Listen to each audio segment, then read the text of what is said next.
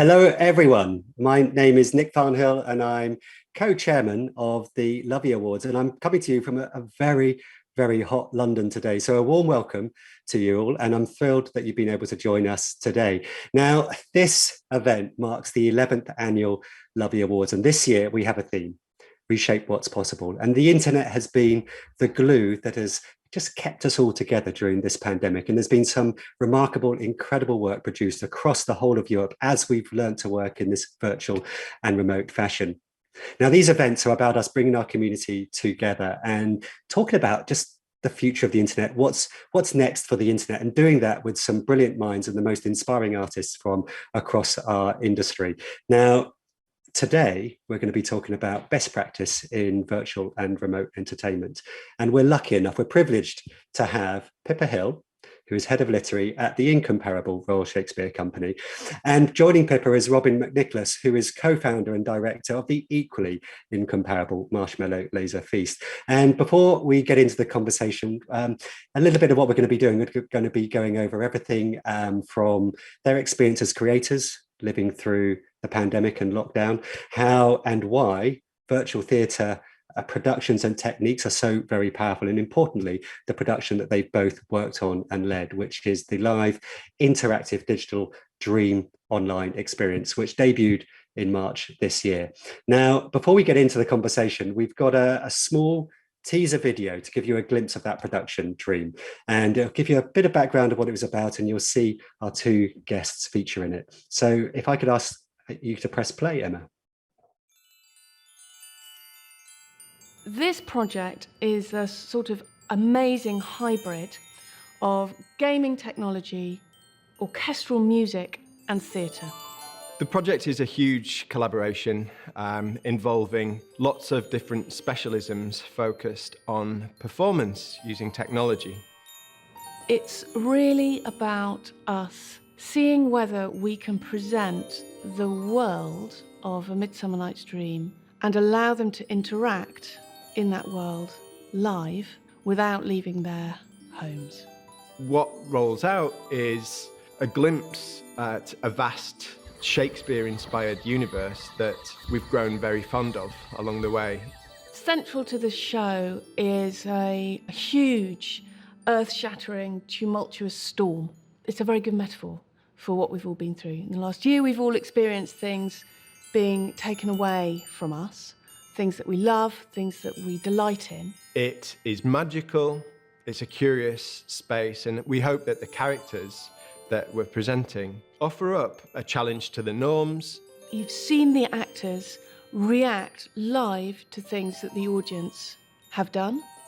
You feel like you've been in a large group experiencing together a story and a journey. I think that's what we've been missing so much over the last year.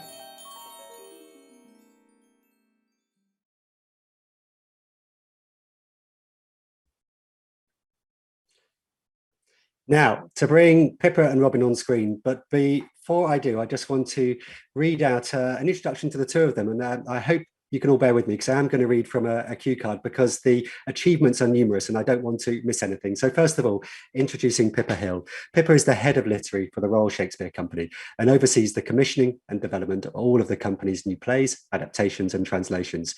As senior dramaturg, she leads the literary team's work across all the company's rehearsal rooms, supporting the creative process of each creative team.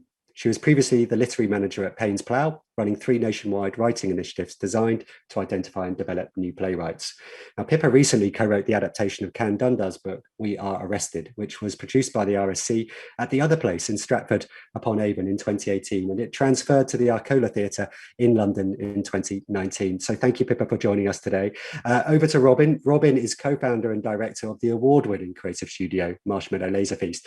Robin has directed a myriad of immersive experiences, large-scale installations and live performances. His primary focus is creating mixed reality story worlds and developing narrative works for live virtual productions that explore tactile, multisensory interactions. In 2021, Robin directed Dream, a collaboration with the Royal Shakespeare Company, Philharmonia Orchestra, Epic Games and Manchester International Festival featuring Nick Cave. Robin's latest project is MLF's most ambitious ambitious project to date, the multi-sensory location-based experience Sweet Dreams, a collaboration with writer Simon Rowe and the BFI. Now, Pippa, Robin, I welcomed you onto into the conversation, the screen. But before we do dive into our chat, this is a request for all of you watching at home. Please dive in. If you have questions, we've all been on Zoom now for a long time. You know how to use the chat function, and please put your questions in there, and we'll come to those at the end. So, without further ado, let's welcome Pippa and Robin. Hi, Pippa. Hi, Robin. I hope the introductions were all okay. I think what I would love to do is jump in, Pippa, with a question to you. And we've all just seen the teaser film. We've had a glimpse of what Dream was all about. But I thought the perfect way to start this conversation is for you to describe what Dream is and how people experience the show. If you could do that for us and give us a sense of the show itself. Sure. Essentially, we were tasked with presenting the world of Shakespeare's A Midsummer Night's Dream for an audience who were unable to come to the theatre. So when COVID hit, we had 2 years of research and development behind us, and we were headed for an IRL performance. And we pivoted the project to create something that enabled people to experience the show and interact with the production from their sitting rooms or from wherever they felt safest to be. And what we wanted to do, the idea was to immerse them in a dreamlike forest and to take them on a journey led by a slightly unreliable lead character. And the reality of that was that the practicalities of that was that Dream was a production that took place live each night or each day in a motion capture studio in Portsmouth. And the acting company were using live motion capture to puppeteer their characters through this beautiful digital forest created by Robin and his team. And what the audience saw was these characters interacting in the Unreal Engine, and they were able to interact themselves from home with the environment and with the characters. So essentially, every show was very different. How much did they vary, and how much was the plot affected by the audience as they got involved? So the audience had the ability to guide Puck, the lead character, in and around the environment and to interact with the environment in 3 points in the show. So there's a scene quite early on where the lead actor, or M, who's playing Puck, was in a section of the forest, and the audience were able to throw in markers in the shape of fireflies to guide M through the forest. So the route that she took each night was different, and she had to react spontaneously to the audience's will, essentially. And there are another 2 points in the show, one where M themselves was being puppeteered by the rest of the acting company. So they were being lifted by the company and taken in the direction that the audience required.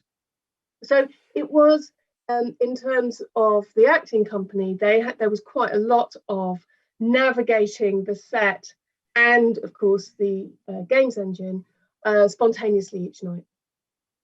We're going to get into the technology with Robin in a moment, but I'm fascinated by, Pippa, you've come from a very different world of writing and storytelling, and I'm interested in the concerns you had coming into this project and how you would adapt a play like A Midsummer Night's Dream, and also how you perhaps prepared for it.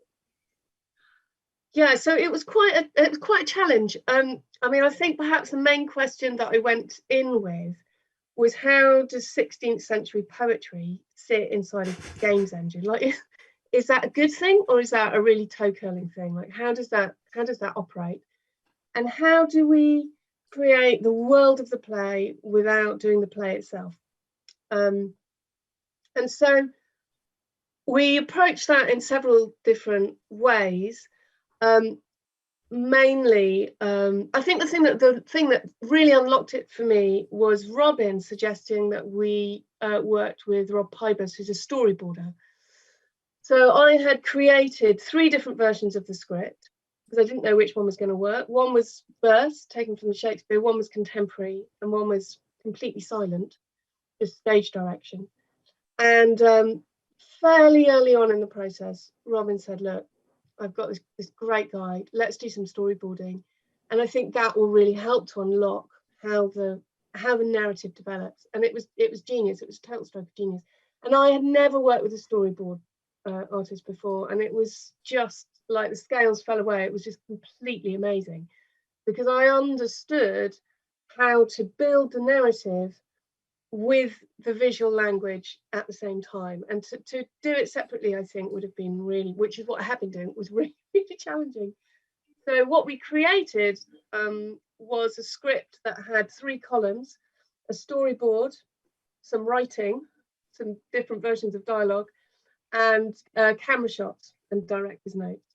So it was, I mean, I went into it really just curious and open and up for whatever process we found. And happily, I was put with Robin, who had a process that he knew would unlock it. And so the trust that you and Robin had is clear. I'm hearing it come through in the way you're talking about it, and we'll hear, I imagine, more from Robin on that in a moment. But Pippa, your experience working more in traditional theatre, writing with artists, writing with actors, and the relationship and the trust, the bond you build within a company, very different in this context. How did you do that? How did you build that trust, particularly when people were working in such, for many, alien context? It was unbelievably challenging. Trying to make a show on Zoom, I think, is one of the most challenging things you can do, especially one of this scale and complexity. I think the way we did it was we both come from experimental backgrounds. We're both used to jumping feet first into projects and throwing ourselves into it. And I think the enthusiasm and the energy that we both had really kept us sailing through some quite difficult times. We talked a lot. I mean, we talked every day for 7 months. We were on Zoom, we were on Google Hangout, we were on text. I got some amazing texts from Robin, like in the middle of the night. I've had this idea. Slack was my friend. And it really was just constant communication. It was the only way to tackle it, because we couldn't meet in person. We weren't allowed to. So we had 2 meetings when the lockdowns relaxed in the autumn, one in Yorkshire and one in London. And then we weren't allowed any face-to-face contact, physical contact, until January, until we went into rehearsal. And I had COVID the first week of rehearsal, so I had to Zoom in. It's all a challenge. All the obstacles are thrown in your way. On that note, I'm going to bring Robin in. So a similar setup question, actually, Robin. So you come from an equally different world to Pippa, and one that is immersed in technology, using gaming engines and virtual production techniques to create these immersive theatrical experiences. And I thought the useful setup is, in your description, what is immersive theatre? Well, in the case of MLF, we involved it within the immersive arts, using technology to realise our ideas. And to some degree, theatre in its essence is immersive, but to separate it and to look at specifically the R&D that led to the Dream project, I think what we were doing really is acknowledging the convergence of the theatre world, the gaming world, as in we were using Unreal Engine as a tool, as well as the convergence of the internet and film techniques, virtual production, and all of this being brought together to look at how we can create works with this technology for future audiences. And I think that one of the things that differentiates it is that it can invite global audiences. You know, the geographic constraints of a physical bricks and mortar building aren't there. And I think that was one of the exciting challenges, and it was a challenge. And thank you, Pippa, for suggesting that I had it all covered with the storyboards. But in actual fact, it was R&D, and we have got lots of battle scars. And the experience was as much about learning from the great challenges that we were faced with. So immersive theatre, what we did realise was, crikey, there's something in this, and it expands to a post-COVID scenario as well. You know, to apply the learnings to actual theatre productions, for example, inviting audiences in, connecting audiences to new types of immersive experiences as well. So, yeah, it was quite the ride. This is brilliant. I wanted to ask you that. So, if I could ask both of you this question, actually, how have you seen, how could you see theatre developing, and riffing off the technology that you've been using in this particular project and some of the other pieces of work, Robin, that you're involved with? Do you see it naturally falling into a more traditional theatre experience? Well, to some extent, I think that what we're recognizing is that we can cherry pick now. You know, we can take some of the extraordinary things that are being developed, you know, in AAA games, for example, non-linear narratives, to look to the horizon and realize how important things like AI are going to be down the line. And I think it's sensible to look at theatre and see how that can potentially adapt with the times. You know, the COVID, the pandemic has led to an uptick in digital literacy, but we're also faced with whole swathes of younger audiences who are digital natives, who you know, live and breathe interactive media most of the day.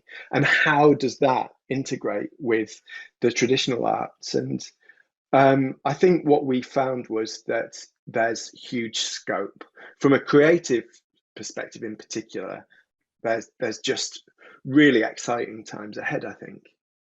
Pippa, what were you Oh, sorry, Nick. I was just going to say, it's almost like we've sort of doubled the toolkit. You know, I mean, I work in R&D. You know, it takes up to 5 years to develop a show for the main stage at the Royal Shakespeare Company. And I'm looking at illusions, and I'm looking at puppetry, and I'm looking at stage language. And suddenly you look at this, you know, live motion capture puppetry, looking at things like gestument, using orchestral music and manipulating it live. And suddenly, you know, that you can see the horizons just much, much broader than it was. You know, being able to offer these tools to our theatre makers is just, I mean, it's so exciting. And you touched on something there, which I want to ask both of you, but I'll start with Robin, because it seems like a lot of the projects you are involved with are often research and development based. They're taking funding in from different organizations, different cultural institutions. Can you talk about what the R&D, the goal for this particular piece of work was, how you won that funding, and why that funding more broadly is so important for the UK creative industries at the moment? Well, I think we're unique, really, in the UK, in that, well, some of our team are from the US, and often in that type of environment, there's often a patron or a philanthropist or some kind of benefactor or brand that people have to engage with in order to carry out R&D. And R&D from the perspective of MLF is critical. And it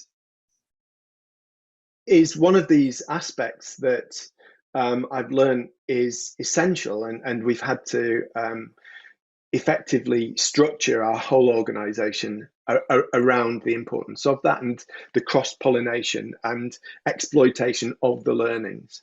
The way that we got the funding, effectively, we formed a large consortium and the RSC led it.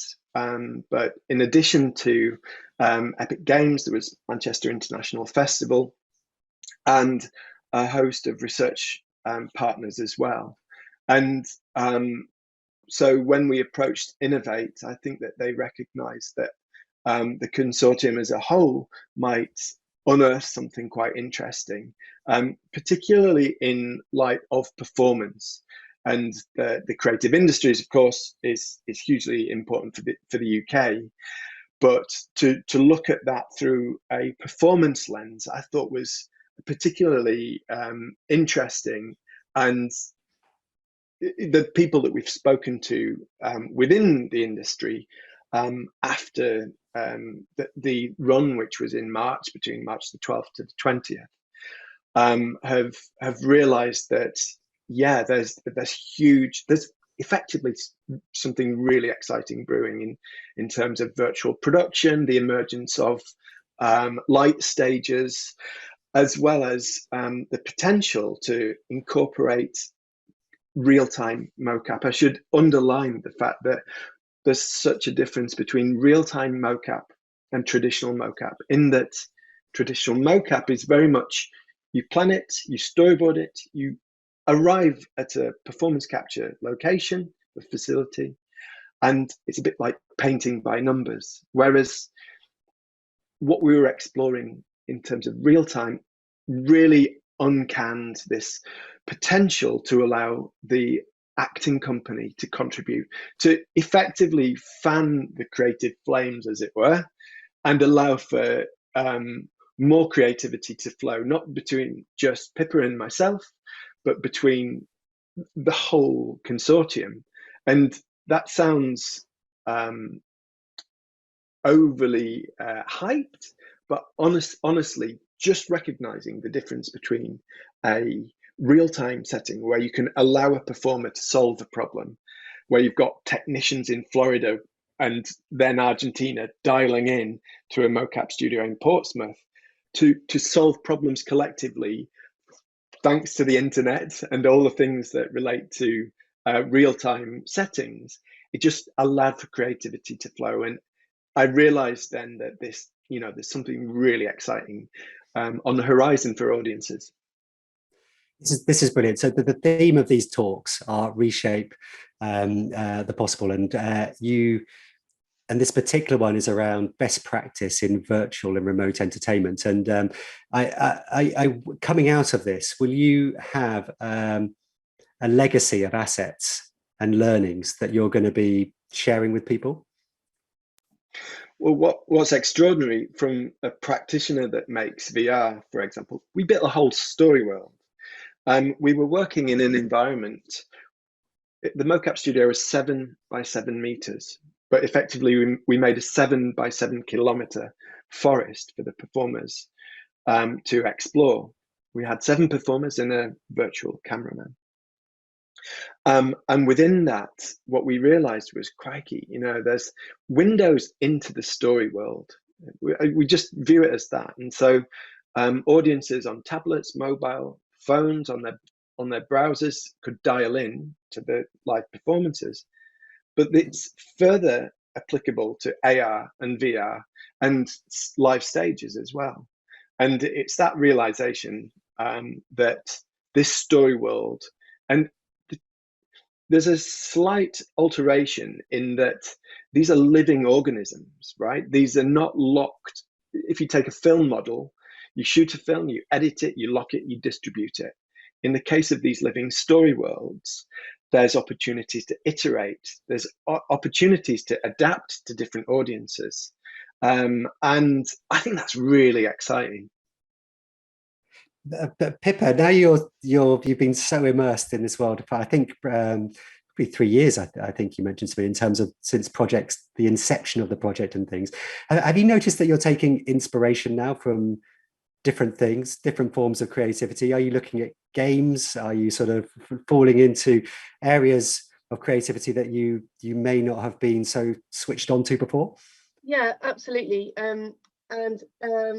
Quite a lot of backfilling in terms of knowledge and trying to see as much work as I can.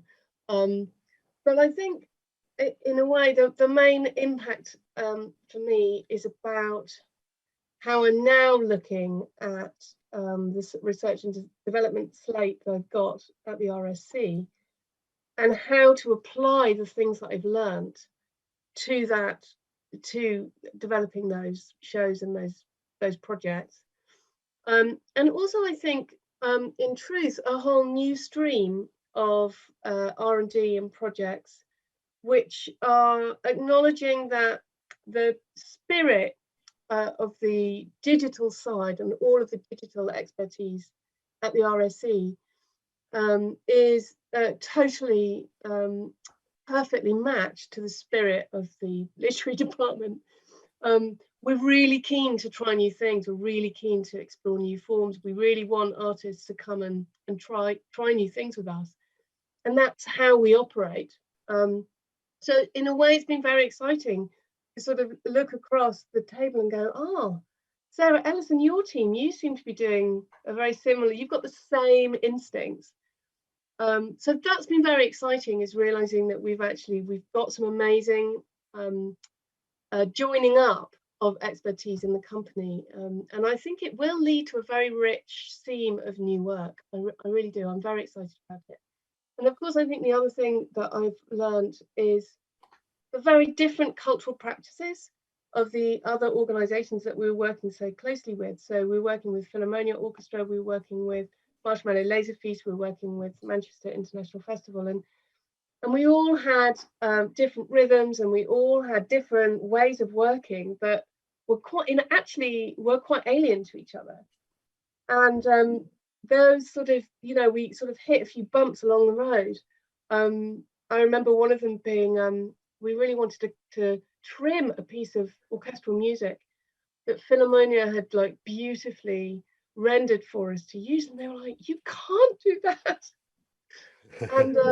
And eventually they just went, yeah, okay, try it, see how it works. And it's things like that where we were really pushing and pulling each other's practice. So going forward, knowing that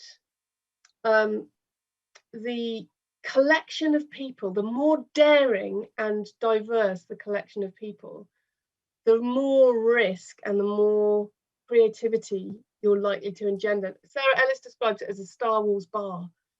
And I think she's right. You get a Star Wars bar together, you're more likely to create something genuinely new. So it's a good jump point to a question to both of you, but Pippa, you might want to carry on there. So you're starting to touch on some of the more challenging aspects of this project, and I imagine there's many, but I'd love to hear from you about what you felt was the most challenging part. And you're touching on there about worlds colliding and how different people are approaching different problems. So what did you find the most challenging in this, particularly under COVID conditions? We had over 360 people working on this R&D project between September and the end of March, and we were only allowed 16 people in the volume at any one time, and all of those people had a very precise and particular contribution to make.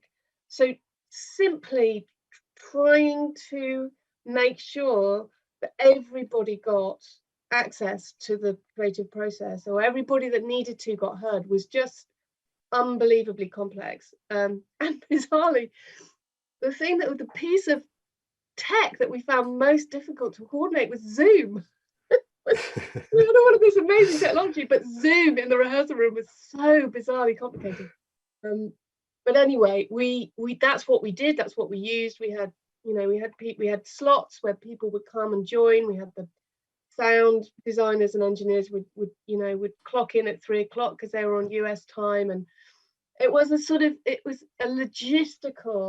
massive logistical endeavor. So that was one thing. COVID, performing in masks, performing and creating a show in masks, it was so unbelievably challenging, especially for the actors. I mean, you imagine being in a VR headset and the mask. it's like being in a diving bell. You know, it's things like that, just really practical things. We had a whole section of the show where the actors lift one of the other actors and puppeteer them around space, which was incredibly complex and risky during COVID. You were only allowed to touch for very short periods of time. There was huge restrictions on how many people you allowed in the room.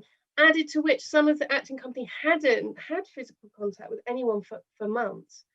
So things like that you don't normally have to take into account, we had to handle very, very carefully and thoughtfully. Robin, what about you, coming from a different aspect? And we're talking about logistics there and bringing those 360 company members together, but you've got technology and integration in that respect as well. What were the challenges that you were really scratching your head each night over? There was a moment where we had 70 fingers tracked, and that was great. It was a really, and fortunately it was quite early on. But there were things like reflective jumpers and people's water bottles that started to pull the rug on all the motion capture. And thankfully, we had a really safe pair of hands in the form of Alex at Alex Council at the Portsmouth Uni site, who just nailed it, and for each of the shows was able to get such a brilliant track. But these things have not been done, and so when it comes to occlusion, each performer is wearing a set of markers, and there's various like massive algorithms going on for pattern recognition. And if you've got things like a complex lift, where other performers are overlapping their ping pong balls, not really ping pong balls, but reflective markers over those of another, you can soon lose tracking. And so that added to the live aspect for everyone in the production, really, to cross their fingers and hope that it was going to simply track. But the suspension of disbelief as well, just making sure that, it was a really generous motion capture studio, but 7 by 7 meters ain't that much for a live performer who's used to walking across a 15-meter stage, 20-meter stage. And so we had this kind of pacing tiger thing, where we had to come up with techniques for our character Puck, for example, to walk from one side of the mocap space to the other, but then using camera tricks, different forms of choreography, transitions. Basically, we had to work around that spatial problem to make it feel like the 7-kilometer forest that I described. And that's when we got on site, I thought, crikey, we could spend the rest of the rehearsal phase just getting our heads around that predicament. But thankfully, through this real-time process, we were able to solve that quite quickly. Did you find the actors and the performers that you're working with, and I've watched a lot of films that you're both involved with, and they talk a little bit about, they go behind the scenes and interview some of the performers, and it seems that the traditionally trained theatrical actors have a very real spatial awareness and have an exaggerated presence in terms of when you've got them in the suit and they're jumping and leaping, so nimbly between some of the boxes and space, that the things you've got within that tight space, and they seem so at ease and natural with it. Did that training help so much, and were they sort of understanding something new when they've got this? When they're enveloped in this new technology, but they're aware of how they could use their classical skills in perhaps a new way. Does that make sense? It does. Most of the cast had experience with at least some motion capture. None, I think, had experience with real-time motion capture. But we were fortunate because there was a third movement director, Sarah Perry, who was an essential part of the production as well. Sarah has got extraordinary background in all kinds of movement, but with a specialism of movement for mocap, and has worked on things like Guardians of the Galaxy, and from predominantly the film industry. And what we realized was there's a real balance, because you have to kind of overact to amplify the movement to place yourself within the space.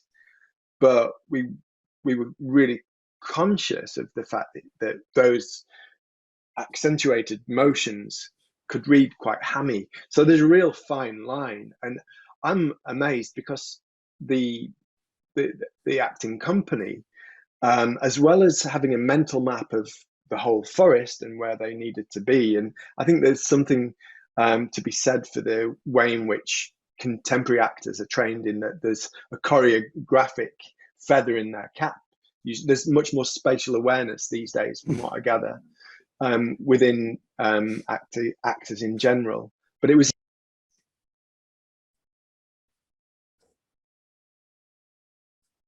floor, tripping up all over the place if I were required to traverse the space the way they did. And hopefully it came across to audiences. Right. Well, I'm looking at time, and we're going quite fast, but we've got some audience questions coming in. And Pippa, there's a brilliant one here, I think, for you. So, what advice would you give to other organisations going from in real life IRL performances to digital? How can smaller arts groups leverage tech, even with smaller budgets? I think that's a brilliant question. I think my advice would be gather around yourself a team of people who have some expertise. I feel that what made this work was the fact that we had Robin, we had Sarah, we had the right people to help us to create a team to work together. So I think that we couldn't have done it if we hadn't got the right group of people. I think my other piece of advice would be, it's amazing what you can achieve in a small amount of time. So we worked very, very fast in terms of normal show lead-ins. It's very rare to make a show or an R&D that's this polished in such a reduced amount of time. But actually, there was something about the intensity of that that really helped, I think, in terms of just pushing the boundaries as much as we could, as hard as we could. And I think the thing that is challenging is budget. But I think there is an amazing amount that you can do with small budget. So, for example, we were using for one of the characters, we were using an iPhone to do the facial tracking. Like it's on the, you've got it in your hand, you've got the tech in the hand. Robin was saying that a lot. That there is amazing amount of creativity that you can do without needing vast budgets, and that was a real eye opener for me. That's great. I've got there's a lot of questions coming in now, so thank you, Pippa. I'm gonna ask this next one to Robin. The physicality. This is the physicality of actors is always tangible in a theatre. How did you translate this into a virtual context to deliver the same visceral feeling to audiences at home? One of the approaches was to work with developers and to make sure that the environment itself, the set design, became its own character. The forest was its own dynamic system. And with that, we could give it its own emotions, its own expressiveness. We had effectively a forest that had a storm slider. And the more you dialed that slider up, the more ferocious and expressive and tumultuous the forest would present itself with. But I think that in terms of allowing the environment to then frame the performers, we were able to do things in a different way to the stage. So we had non-bipedal performances taking place. And what I mean by that is generally with a motion capture setup, you've got people dressed in a ping pong ball suit, and they move around, and there's a mirrored image of what's going on. So bipedal meaning two legs here moving left and right, and you've got your digital counterpart doing the same. But what we realized was, in Unreal Engine, we didn't have to really respect the laws of physics. We could play with it. We had a character, Cobweb, who was just an eyeball, for example. And the way in which Cobweb was puppeteered was, it was just an eyeball, but Cobweb's eyelashes were a spider's web. And so there were nice challenges thrown in the mix for the performers to respond to that give new types of embodiment of physical presence. And we found that really exciting. We had to adapt to it and respond really quickly to the way that Maggie, who performed Cobweb, expressed themselves with it, such as initially we had all of the blinking puppeteered by hand movement, and that just didn't work in the space. And so it became arm movement that controlled the eye opening and closing, and Maggie stepping forwards and backwards, dilating a pupil. And that, from a creative perspective, was just magnificent. It allowed us to play with scale. It allowed us to do stuff that you could probably do on stage, but we were able to run with it in a different way, and it felt new to introduce those characters.